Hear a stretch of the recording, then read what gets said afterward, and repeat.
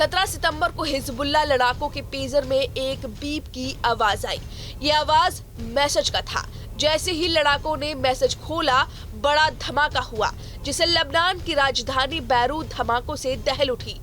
Hezbollah लड़ाकों के पास pager फटे, उनकी उंगलियां, आंख, पेट और प्राइवेट पार्ट्स में जख्म हुआ, कईयों की लाशें मिली।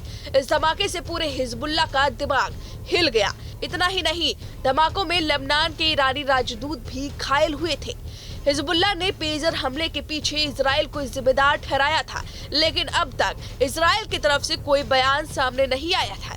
लेकिन अब ऐसा कबूलनामा आया है जिसे सुनकर हिजबुल्लाह बौखला जाएगा। करीब 2 महीने बाद अब नेतन्याहू ने खुद बड़ा कबूलनामा किया है। लेबनान में हुए पेजर अटैक और हिजबुल्लाह के पूर्व चीफ नसरल्लाह की मौत पर इन दोनों के पीछे नेतन्याहू का हाथ है। इस घटना को लेकर दुनिया के सामने नेतन्याहू का कबूलनामा सामने आया है।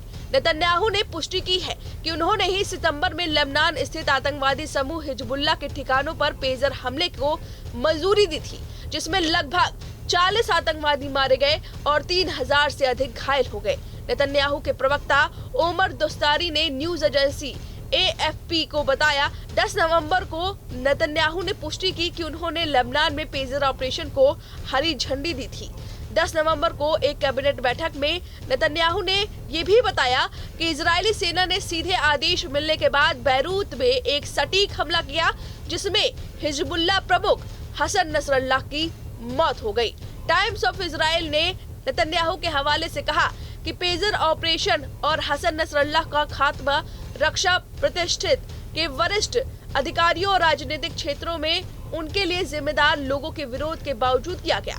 बता दें कि इस साल 17 और 18 सितंबर के बीच ईरान समर्थित आतंकवादी समूह हिजबुल्लाह द्वारा इस्तेमाल किए गए हजारों पेजर और वॉकी टॉकी में धमाके हुए, जिससे लगभग 40 आतंकवादी मारे गए, 3000 से अधिक लोग घायल हुए।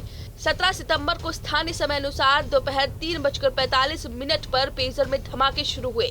चश्मदीदों ने बताया कि लोगों की जेब में पहले धुआं निकला और फिर धमाके हुए। इन धमाकों से पटाखे फटने और गोलियां चलने जैसी आवाजें आई।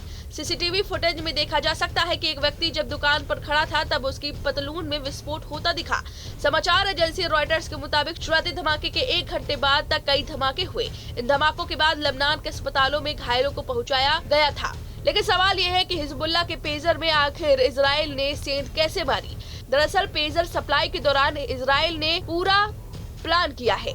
इसके तहत पेजर में कुछ गड़बड़ी की गई। हिजबुल्लाह को फरवरी में ये पेजर्स और बैटरियां मिली थी। इस बैटरी का वजन 35 ग्राम था। इसमें 8.75 की एनर्जी कैपेसिटी होनी चाहिए, लेकिन जिन बैटरियों की सप्लाई हुई उसमें मात्र 2.22 की ऊर्जा थी। यानी बैटरी की लेयर को पतला किया गया था ताकि विस्फोटक के लिए जगह बनाई जा सके। इसमें ऐसी तकनीक लगाई गई कि अंदर मैसेज मिलने पर जब पेजर को ऑन किया जाए तब उसमें स्पार्क हो, यानी चिंगारी निकले, जिससे PETN ट्रिगर हो जाए और वह फट जाए। और ऐसा हुआ भी, जिसका कबूलनामा नेतन्याहू ने किया है। अब इस खबर पर आपकी जो भी राय कमेंट करके जरूर बताएं। न्यूज नेशन अब व्हाट्सएप पर खबरों की ताजा अपडेट के लिए न्यूज नेशन के इस QR कोड को स्कैन करें।